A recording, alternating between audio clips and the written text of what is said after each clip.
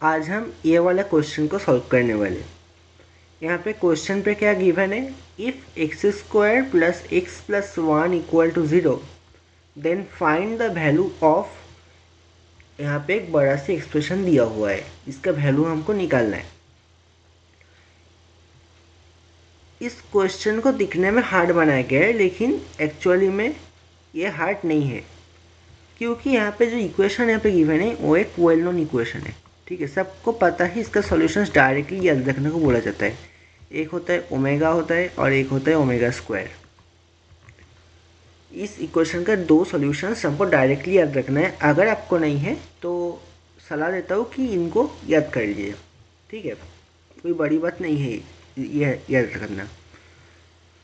यहाँ से हम लोग जो है दो आइडेंटिटीज जानते हैं क्यूब रूट ऑफ यूनिटी के बारे में। क्या क्या जानते हैं कि 1 प्लस ओमेगा स्क्वायर जो है वो इक्वल टू 0 के बराबर है, और ओमेगा क्यूब जो है इक्वल टू 1 के बराबर है। ये दोनों हमको आइडेंटिटीज पता है। ठीक है, याद रखने को बोला जाता है इन दोनों को। अगर ये हम इस सारे बातों को एक साथ यूज़ करें तो इस क्वेश्चन हमें बस घुटने टेक देगा, कोई कुछ नहीं होगा। इसको हम इजीली सॉल्व कर पाएंगे। किस तरह सॉल्व कर पाएंगे, यहाँ पे हम x equal to omega put करेंगे। आप ओमेगा स्क्वायर भी पुट कर सकते हो क्योंकि वैल्यू एक ही निकलेगा, लेकिन सिंप्लिसिटी के लिए, समझाने की सुविधा के लिए मैं यहाँ पे ओमेगा पुट करता हूँ। तो ओमेगा पुट करने से ये होगा ओमेगा प्लस 1 बाई ओमेगा का whole square plus omega square plus 1 by omega का होल स्क्वायर, इसका square plus omega cube plus 1 by omega cube, इसका होल स्क्वायर। इस तरीके से यहाँ से जाएगा omega to 27 plus 1 by omega to 27, इसका होल स्क्वायर। अब देखो ओमेगा क्यूब हमको 1 पता है। ठीक है, इस बात का हम यूज़ करेंगे। किस तरीके से यूज़ करेंगे, देखें यहाँ पे ओमेगा क्यूब है, यहाँ पे भी ओमेगा क्यूब है, मतलब 1 बाई ओमेगा क्यूब भी 1 ही होगा। इस टोटल एक्सप्रेशन का जो वैल्यू होगा 1 प्लस 1 का होल स्क्वायर। इसी तरीके से ये सेम चीज़ omega to the power 6 plus 1 by omega to the power 6 जो होगा उस टर्म के लिए भी होगा, क्योंकि ओमेगा टू दी पावर 6 भी होता है 1। इसी तरीके से ये चीज़ omega to the power 9 plus 1 by omega to the power 9 पे यूज़ किया जाएगा, क्योंकि ओमेगा टू दी पावर 9 भी होता है 1। इस तरीके से सिलसिले चलते हैं ओमेगा 27 तक। यहाँ पे भी हमारा 1 होता है, इसका हम होल स्क्वायर करेंगे, यह होगा ओमेगा टू दी पावर 27। इस तरीके का टर्म 3 के मल्टीपल वाले टर्म्स के लिए हम इसका वैल्यू 2 स्क्वायर है इस टर्म्स का। और इस तरीके का टर्म्स यहाँ पे कितना है, 9 है, क्योंकि 27 तक 3 से 27 तक ये टर्म है, और 3 इंटू 9 27 होता है, मतलब यहाँ पे 9 टर्म्स इस तरीके का है। तो वो हम यहाँ पे देख लेते हैं 9 टर्म्स क्या क्या है। 9 टर्म्स अगर है यहाँ पे तो 2 इंटू ये होगा 9 इंटू 2 स्क्वायर। ठीक है, यहाँ पे होगा, एक बार चीज़ लिख लेते हैं यहाँ पे, ये होगा 9 इंटू 2 स्क्वायर। एक पार्ट का चीज़ हमें मिल गया, एक पार्ट का सॉल्यूशन हमें मिल गया। ठीक है, अब दूसरा जो टर्म्स है उसके लिए क्या करें वो देखते हैं। अगर हम वो देख लेंगे तो बाकी जो यहाँ पे 18 टर्म बचे होगा, 18 टर्म्स बचे होंगे, उसकी भी अगर हम सब निकाल लें तो क्वेश्चन का आंसर हमें मिल जाएगा। देखते हैं क्या किस तरह से हम इसको कर सकते हैं। जो बातें मैंने यहाँ बताया था पहले, जो ओमेगा क्यूब इक्वल टू 1 और 1 प्लस ओमेगा स्क्वायर जो है वो 0, उस बातों से ही हमको इनका भी वैल्यूज मिलेगा। किस तरीके से देखते हैं, फर्स्ट जो टर्म है यहाँ पे ओमेगा प्लस 1 बाई ओमेगा का होल स्क्वायर है। यहाँ पे क्या करेंगे, हम नीचे ओमेगा क्यूब बनाएंगे। किस तरीके से बनाएंगे, ये जो सेकेंड वाला फ्रैक्शन है इसका न्यूमरेटर और डिनोमिनेटर में ओमेगा स्क्वायर से मल्टीप्लाई कर देंगे।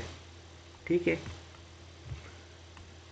तो नीचे देखो ओमेगा क्यूब बन रहा है, मतलब ओमेगा क्यूब तो 1 होता है, मतलब ये बन जाएगा ओमेगा प्लस ओमेगा स्क्वायर का होल स्क्वायर। अब ओमेगा प्लस ओमेगा स्क्वायर का -1 का होल स्क्वायर होगा, क्योंकि हमको पढ़ा था, क्या पढ़ा था, 1 plus omega square equal to 0 है, तो omega plus omega square equal to -1 होगा। तो इसी बात का यूज़ करके -1 लिखा गया है और इधर इक्वल टू 1 हो जाएगा।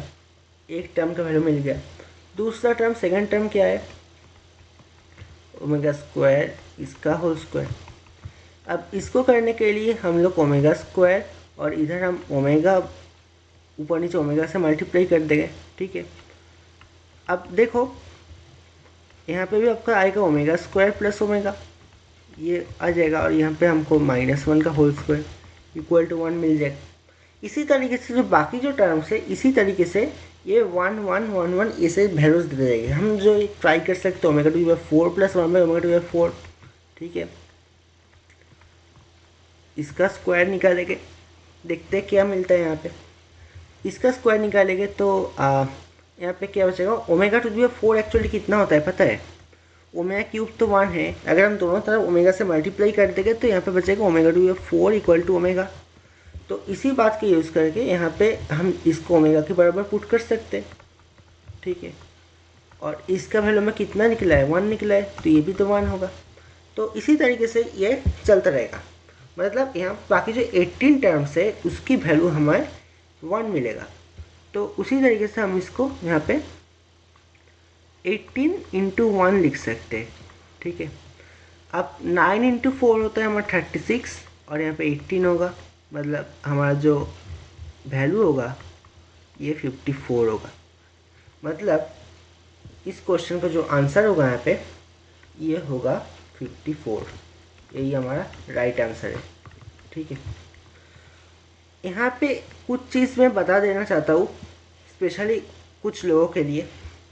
यहाँ पे जो है बहुत लोग क्या करते हैं, गलती कर बैठते हैं कि यहाँ पे बोल देंगे कि दो तरफ x-1 से मल्टीप्लाई कर दो, ठीक है।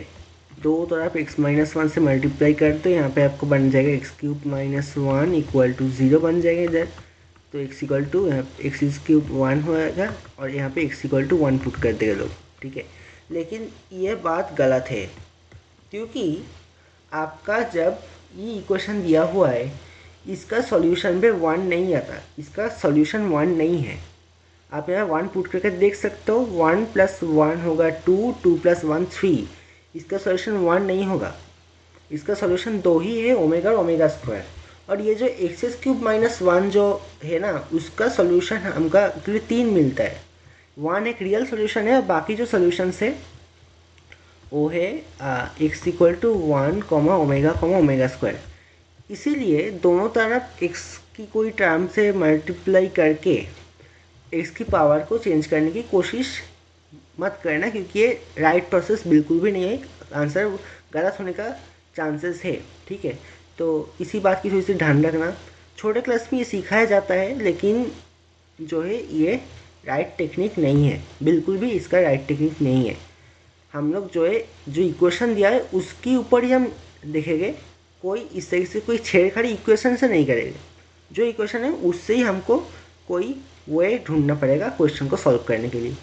तो ये बात आपको अच्छा लगा तो लाइक करना और ऐसे अमेजिंग वीडियोस के लिए सब्सक्राइब करना, ठीक है। Thank you.